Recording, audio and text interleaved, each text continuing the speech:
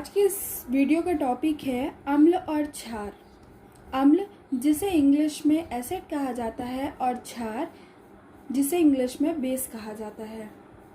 बहुत समय पहले इनके बारे में जब जानकारी प्राप्त करनी होती थी तो प्रयोगों के आधार पर सिद्ध किया जाता था कि ये अम्ल हैं और ये क्षार हैं। इसी आधार पर हम इसका यदि परिचय देखें, इंट्रोडक्शन ऑफ एसिड बेस, इस आधार पर जब अपन देखते हैं तो बॉयल नामक वैज्ञानिक ने 1680 मतलब 1680 में बॉयल नामक वैज्ञानिक ने अम्लों के बारे में बात की थी। इन्होंने अम्लों के बारे में कुछ ऐसे पॉइंट दिए थे जिनके द्वारा हम ये चीज़ क्लियर कर सकते थे कि दिया गया पदार्थ अम्ल है। वो क्या थे? पहला पॉइंट था कि ये स्वाद में खट्टे होते हैं। जैसे आप अचार खाते हैं तो आपको वो खट्टा लगता है, या इमली खाएं तो उसका जो टेस्ट होता है वो खट्टा होता है। ऐसे पदार्थों को इन्होंने अम्ल कहा था। साथ ही साथ इन्होंने जो दूसरी पहचान दी थी वो दी थी कि लिटमस पेपर जो होता है उसमें नीले लिटमस पेपर को लाल में परिवर्तित कर देते हैं।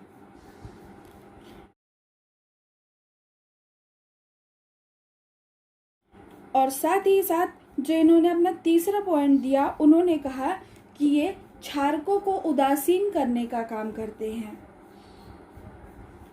ये वह मुख्य बिंदु थे जिनके द्वारा हम किसी भी पदार्थ की अम्लीयता के गुण को निर्धारित करते थे। इसके बाद 1774 या 1774 में राउले नामक वैज्ञानिक आए। इन्होंने बेस के बारे में बात की। बेस मतलब क्षारक। इन्होंने क्षारकता के गुणों को वर्गीकृत करते हुए बताया कि जिन पदार्थों में ये लक्षण पाए जाएंगे उन पदार्थों को क्षार कहा जाएगा। वो लक्षण क्या थे? जस्ट इसके अपोजिट थे, मतलब अम्ल के जस्ट अपोजिट थे। जैसे फर्स्ट पॉइंट में इन्होंने कहा जो स्वाद में तीक्ष्ण होंगे। अब तीक्ष्ण क्या होता है? तीक्ष्ण मतलब जैसे कोई चीज़ अटपटी लगती है। कोई सड़ी सी चीज़ यदि आप खा लीजिए तो उसका स्वाद बिल्कुल अटपटा सा होता है, जिसके बारे में आप कल्पना नहीं कर सकते हैं। जब उस प्रकार का स्वाद किसी पदार्थ से प्राप्त होता है तो उसको इन्होंने क्षार कहा था। साथ ही साथ इन्होंने कहा कि जो लिटमस पेपर को, लाल हुए लिटमस पेपर को जो पुनः नीला कर दे, उसको इन्होंने कहा कि ये क्षार हैं। और तीसरा इन्होंने जो पॉइंट दिया, ये पॉइंट दिया कि ये अम्लों को उदासीन करने में प्रयुक्त किए जा सकते हैं। मतलब क्षार वे पदार्थ होंगे जो अम्ल को उदासीन करने में सक्षम हो। जब हम क्लास 9th 10th पढ़ते हैं तो हमको ये मेन पॉइंट मिलते हैं जो अम्ल और क्षार को क्लैरिफाई करते हैं कि ये अम्ल हैं और ये क्षार हैं। साथ ही साथ इनको बताने के बाद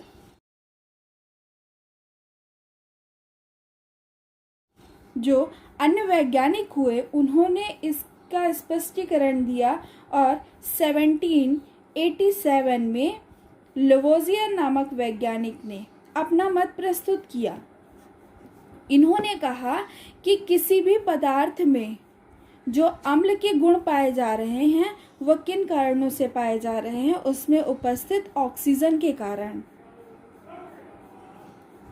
मतलब यदि कोई पदार्थ अम्लीयता के गुण को प्रदर्शित कर रहा है तो उसका कारण क्या है? उसमें उपस्थित ऑक्सीजन। इसके बाद जो वैज्ञानिक हुए वो डेवी थे। डेवी नामक वैज्ञानिक ने इसको अमान्य सिद्ध कर दिया। उन्होंने कहा कि ऑक्सीजन की उपस्थिति ही केवल पदार्थ का अम्लीय होना स्पष्ट नहीं करती। तो इनका ये कॉन्सेप्ट यहाँ पर इन्होंने रॉन्ग कर दिया। फिर इसके बाद जो ज़्यादातर अम्ल और क्षार की पहचान की जाती है वह इसके पीएच के अकॉर्डिंग की जाती है। पीएच क्या होता है? पीएच वो स्केल होती है जो आपको बताती है कि कौन सा पदार्थ अम्लीय है और कौन सा पदार्थ क्षारीय है। एक साइड इसकी अम्ल का वर्णन किया जाता है इस स्केल में, साथ ही साथ इसकी जो दूसरी साइड होती है वह इसकी क्षारकता के गुण को प्रदर्शित करती है। और जो इसका मिड पॉइंट होता है वो यह बताता है कि कोई पदार्थ उदासीन है।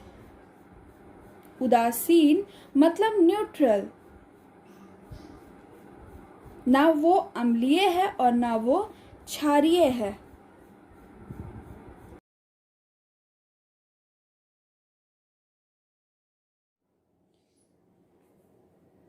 इस पीएच स्केल को सोरेनसन नामक वैज्ञानिक ने 1906 में दिया था। इन्होंने 1 से लेकर के 14 रीडिंग तक की एक स्केल ली थी। उस स्केल में इन्होंने जो मेज़र किया था, इनके अकॉर्डिंग 1 से लेकर के 6.9 तक, मतलब 1 to 6.9 जो रीडिंग निकलती है, उसको इन्होंने कहा था कि ये एसिड की है या अम्ल की है। साथ ही साथ 6.9 से लेकर के 7 और केवल 1 पॉइंट के अंतर, मतलब 6.9 से 7 होने में और 7 से 7.1 होने में इतनी रीडिंग हमें जिस कंपाउंड की प्राप्त होगी, जिस पदार्थ की प्राप्त होगी, वो क्या कहलाएगा? वो न्यूट्रल कहलाएगा, मतलब उदासीन कहलाएगा। और जिसकी रीडिंग हमें पीएच स्केल में 7.1 से ऊपर, मतलब 7.1 से लेकर के 14 के बीच में मिल रही है, उसको इन्होंने क्षार कहा था। इस आधार पर इस स्केल के मेजरमेंट से हम ये चीज़ पता कर लेते हैं कि हमको दिया गया पदार्थ अम्लीय है या क्षारीय है या उदासीन है। वर्तमान में इसके स्ट्रिप्स भी आने लगी हैं जिन्हें प्रैक्टिकल लैब में यूज़ किया जाता है। उनको आप किसी दिए गए सॉल्वेंट में डिसॉल्व कर दीजिए, उससे जितनी भी रीडिंग चढ़ेगी वो आपको शो कर देगी कि वो पदार्थ एसिड है या बेस है। जैसे इस आधार पर जो हम मेजरमेंट निकालते हैं, उसमें समुद्री जल का जो होता है पीएच, वो होता है 8.4। रक्त का जो पीएच होता है वो होता है 7.4। सेम एज जो हमारे मुख में लार पाई जाती है, सलाइवा जिसे अपन कहते हैं, उसका जो पीएच होता है वो होता है 6.5। और दूध का जो पीएच मान होता है वो होता है 6.4। इसी प्रकार जो हमारी मूत्र होती है या बाथरूम जिसे हम कहते हैं, जिसमें ज़्यादातर नाइट्रोजन पाई जाती है, अमोनिया, उसका जो पीएच मान होता है वो होता है 6। इस आधार पर ये अम्लीय होती है। और नींबू जिसे अपन खट्टे के लिए यूज़ करते हैं, उसका जो पीएच मान पाया जाता है वो होता है 2.2। इस प्रकार से दिए गए इनके पीएच क्षारीय मान किस पर आधारित होते हैं? वो H+ आयन पर आधारित होते हैं।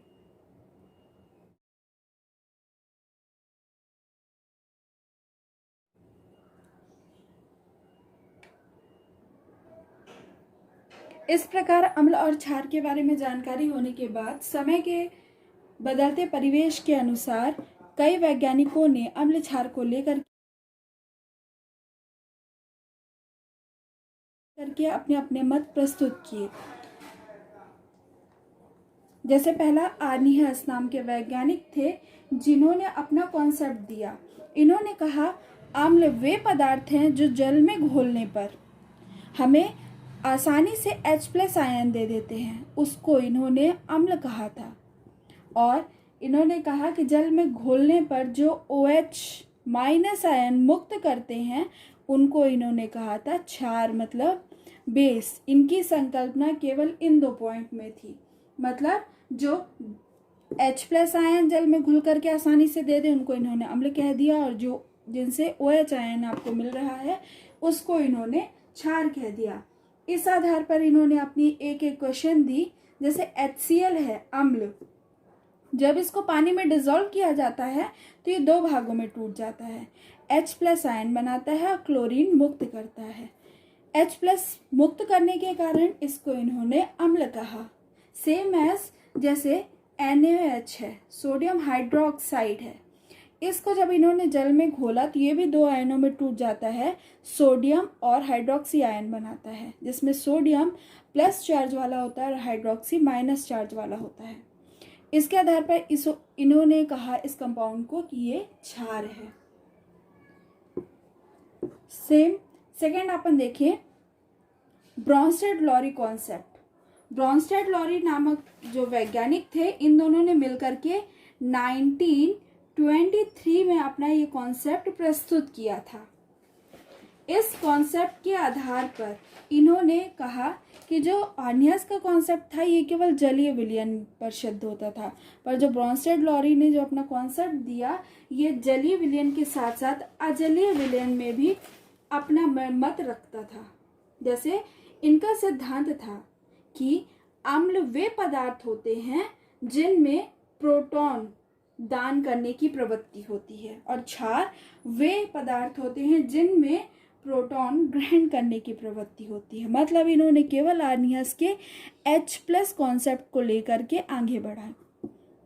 इस आधार पर जो H+ आयन दान करते हैं उनको इन्होंने कहा कि ये अम्ल हैं और जो H+ आयन ग्रहण करते हैं उनको इन्होंने कहा कि ये क्षार हैं, मतलब बेस। इस आधार पर इन्होंने इसी रिएक्शन को किस प्रकार से प्रदर्शित किया वो इधर देखते हैं अपन। जैसे HCl है, जब इसको इन्होंने जल में डिजोल्व किया तो ये H3O+ और Cl- आयन में विघटित हो गई। तो इन्होंने कहा जो H+ आयन दान कर रहा है, मतलब इसमें HCl जो हाइड्रोक्लोरिक एसिड है ये H+ आयन दान कर रहा है जिसके कारण H3O+ आयन बन रहा है, तो इसको इन्होंने अम्ल कहा। और सेम एज अमोनिया में अपन देखें, जब इन्होंने अमोनिया की रिएक्शन वाटर मॉलिक्यूल के साथ कराई तो इनको जो 2 चार्ज प्राप्त हुए वो ये थे NH4+ OH- आयन। इसको इन्होंने क्षार कहा। क्यों? क्योंकि इन्होंने हाइड्रोजन और ऑक्सीजन मतलब वाटर मॉलिक्यूल द्वारा दान किए गए आयन को ग्रहण किया। किसने ग्रहण किया है? अमोनिया ने। यहाँ पर इसलिए NH4+ का निर्माण होता है। इस अकॉर्डिंग इन्होंने अपने मत को प्रस्तुत किया और सिद्ध किया। इसके बाद जो कॉन्सेप्ट दिया गया वो था solvent system concept. Solvent system concept क्या था? ये विलायक तंत्र सिद्धांत के नाम से भी जाना जाता है, जिसको 2 वैज्ञानिकों ने मिल करके दिया था। कौन कौन से वैज्ञानिक हैं? कैडी और एलसी ने 1928 में अपना ये कॉन्सेप्ट प्रस्तुत किया था। इस कॉन्सेप्ट के आधार पर इन्होंने कहा कि वे पदार्थ जो विलायक में कैटायन प्रकृति की सांद्रता में वृद्धि करते हैं वे अम्ल, और जो पदार्थ विलायक की एनायनिक प्रकृति की सांद्रता में वृद्धि करते हैं वो क्षार। मतलब पूरा का पूरा जो इनका कॉन्सेप्ट था वो किस बेस पर था? वो केवल इस बेस पे था, कैटायन।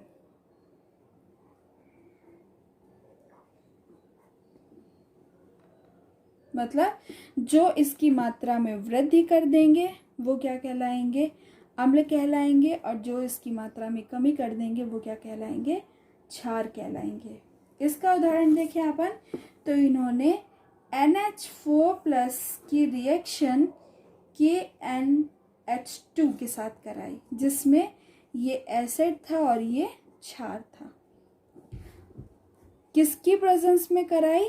अमोनिया की प्रेजेंस में कराई, जिससे इन्हें लवण की प्राप्ति हुई और सॉल्वेंट की प्राप्ति हुई। तो इन्होंने कहा कि हम अम्ल क्षार कैसे निर्धारित कर सकते हैं। इन्होंने विलायक को मेन लेकर के अपनी बात रखी। कहा कि जिस विलायक में पदार्थ कैटायन की मात्रा में वृद्धि करता है या कैटायन की सांद्रता में वृद्धि करता है वो अम्ल होता है, और जो कैटायन की सांद्रता में कमी करता है वो क्या होता है? क्षार होता है। इसके बाद जो कॉन्सेप्ट दिया गया वो कॉन्सेप्ट क्या था? लुईस कॉन्सेप्ट था। लुईस कॉन्सेप्ट में लुईस नामक वैज्ञानिक ने अपना मत प्रस्तुत किया और इन्होंने कहा जो लोन पेयर ऑफ इलेक्ट्रॉन दान करते हैं वो क्या कहलाते हैं? बेस कहलाते हैं, और जो लोन पेयर ऑफ इलेक्ट्रॉन ग्रहण करते हैं वो क्या कहलाते हैं? अम्ल कहलाते हैं। और इस आधार पर अपनी इन्होंने धारणा प्रस्तुत की NH3 और BF3 को लेकर के, जिसमें NH3 का यदि अपन स्ट्रक्चर देखें तो नाइट्रोजन 5th ग्रुप का एलिमेंट है, इसलिए इसके ऊपर कितने डॉट आते हैं? 5 डॉट आते हैं। 1 2 3 4 5। सेम एज देखें यदि बोरान 3rd ग्रुप का एलिमेंट है, इसके ऊपर कितने डॉट आते हैं? 3 डॉट आते हैं। मतलब इनके वैलेंस सेल में उपस्थित इलेक्ट्रॉनों की संख्या। जो सिंगल डॉट है ये बॉन्डिंग इलेक्ट्रॉन कहलाते हैं, और जो पेयर में इलेक्ट्रॉन पाए जा रहे हैं ये कहलाते हैं लोन पेयर ऑफ इलेक्ट्रॉन।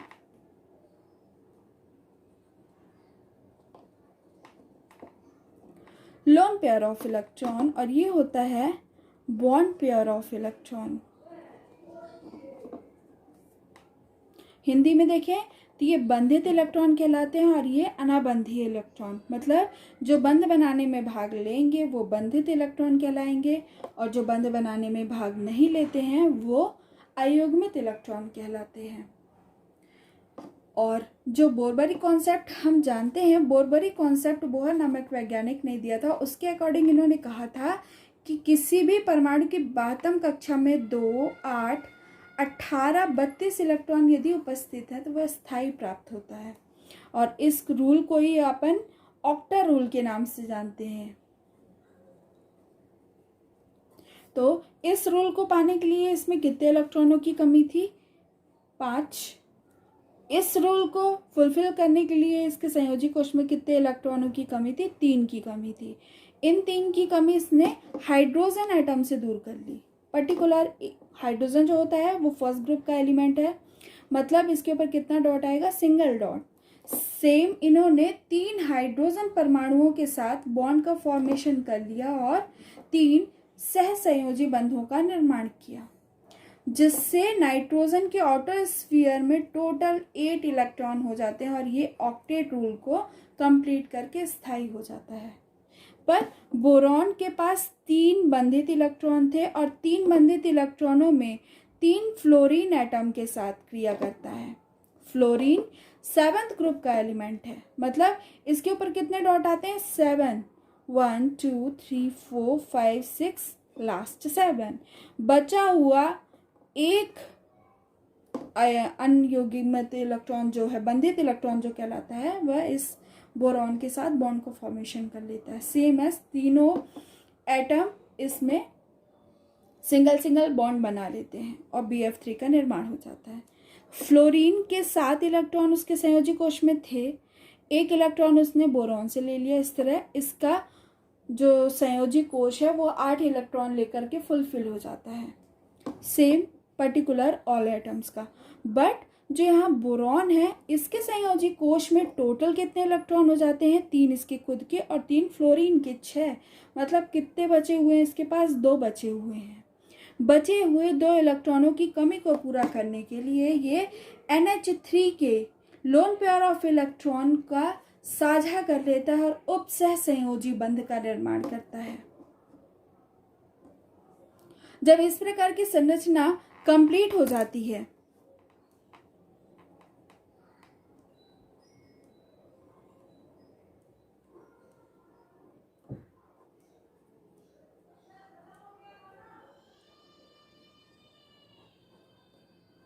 तब ये जो कंपाउंड मिला है, इस कंपाउंड के द्वारा इन्होंने अपना मत स्पष्ट किया और कहा यह लोन पेयर मतलब युग्मित इलेक्ट्रॉन दान करने का काम अमोनिया कर रहा है, इसलिए ये क्षार है। और जो बोरॉन है BF3 परमाणु अणु जो है वह लोन पेयर ऑफ इलेक्ट्रॉन ग्रहण करने का काम कर रहा है, इसलिए यहाँ पर अम्ल का काम करता है।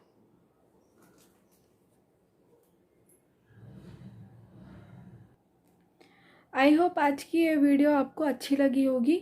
ये वीडियो का फर्स्ट पार्ट था और इसी के साथ साथ जो हमने आज शॉर्ट फॉर्म में इन सारे कॉन्सेप्ट को समझा है, नेक्स्ट वीडियो में हम पर डे एक वीडियो में डीपली नॉलेज लेंगे, डीपली बात करेंगे। तो मिलते हैं नेक्स्ट वीडियो के साथ। इस वीडियो में जो डिस्क्रिप्शन है उसमें मैं लिंक डाल दूँगी। उस लिंक में ये सारी वीडियोस जितने भी पार्ट्स में बनेगी उन सब का तो पार्ट रहेगा ही रहेगा लिंक। साथ ही साथ मैं उसमें आपको PDF अवेलेबल करा रही हूँ जिसमें आपको इस तरह से बने हुए नोट्स मिलेंगे,